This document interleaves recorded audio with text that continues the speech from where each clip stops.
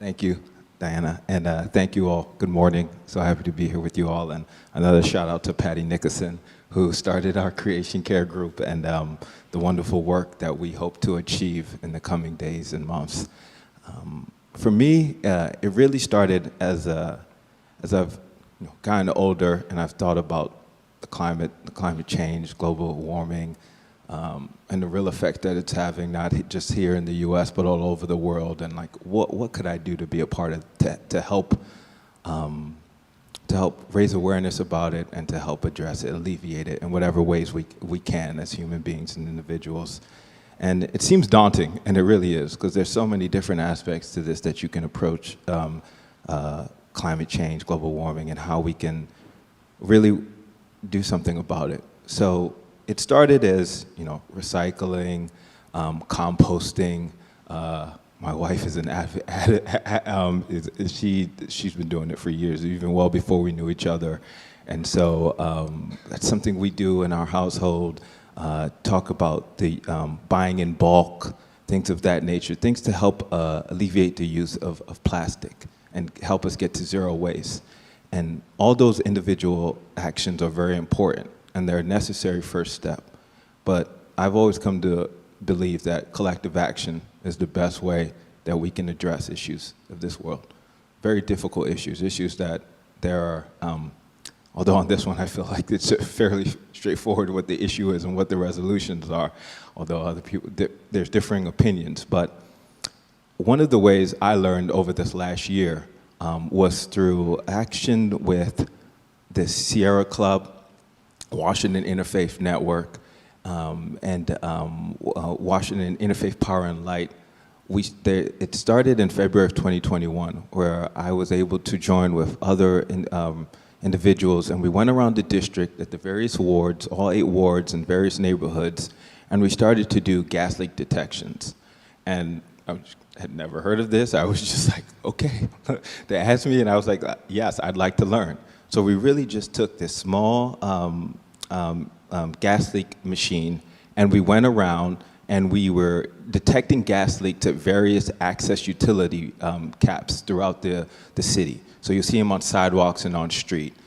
They often will say Washington Gas or the various names of the utility companies that put in these pipelines. So what we did was we went to the vents and we used this machine, and we would record the measure of gas that was emitting from these pipes and these vents.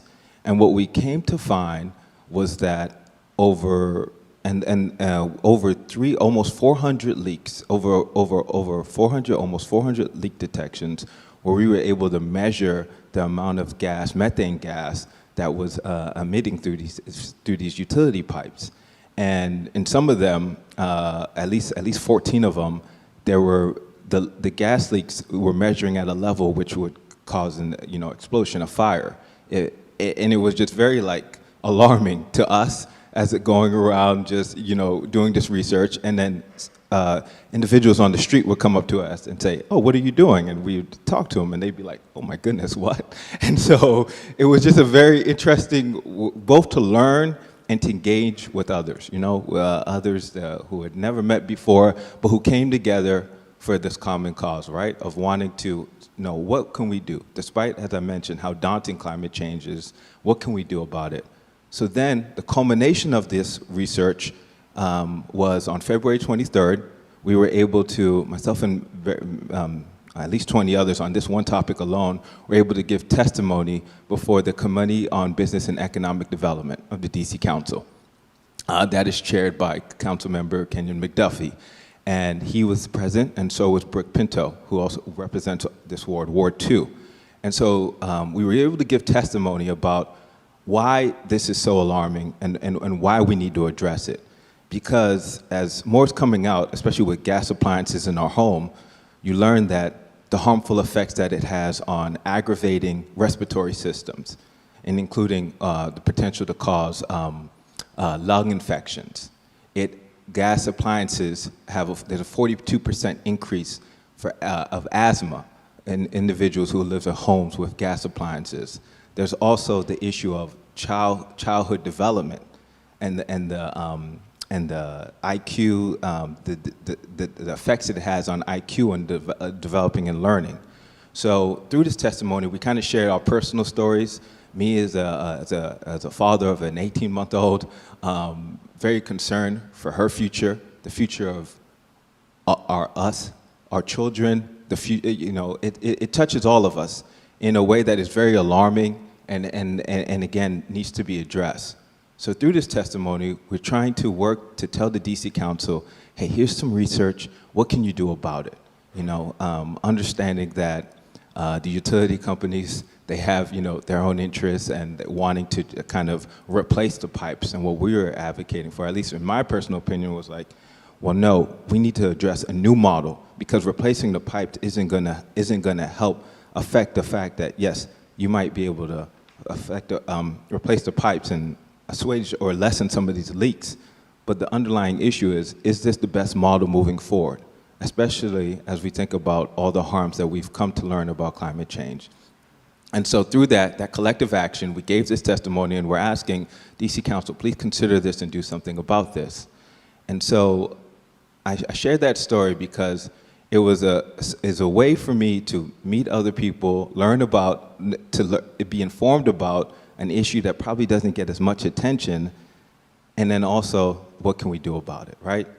And that's the way. You gain data, you speak to council members, those in power, and you ask them, hey, what do you want to do about this? Because this not just affects me, it affects you, it affects your family, it affects your friends, it affects future generations. And the importance of raising awareness around that is key to gain action, because people will, when you start to see how it touches you individually, you really then start to understand this is not just about me, this is about my children, this is about my friends' children, this is about my family's children and all of that.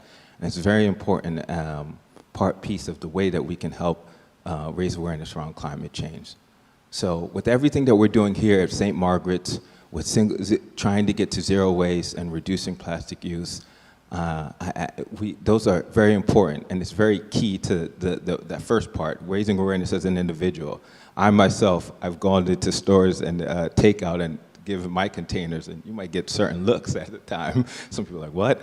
Especially with COVID, but they'll do it, right? And those are just one way, buying in bulk, the composting. And we shared some resources, the Creation Care team has shared some resources on other ways in which we can help in terms of reducing our use of plastic.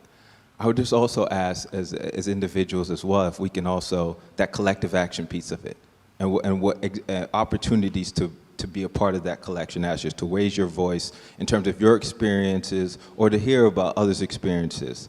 And so today, this afternoon at 3 o'clock, WIN, the Washington Interfaith Network, is having a public action rally with various candidates for mayor and attorney general at 3 o'clock today. It's an opportunity to hear about some of their positions on immigration, climate change, various issues, but climate obviously being the one forefront with this discussion today. Also on the 24th of March, this upcoming Thursday at 11 a.m., the chairman of the Public Service Committee, so again, the Business and Economic Development, they oversee the Public Service Committee. At 11 a.m., their chairperson, Emil Thompson, is going to be holding a discussion with the DC Environmental Network. So if you're able to look this up, or if you'd like the link, you can reach out to me. I can share with you to register to hear about how the Public Service Commission what they're doing with some of this new, the report that was released, how they're addressing other areas that the district council, the DC Council has noted as ways that they want to target and address global warming.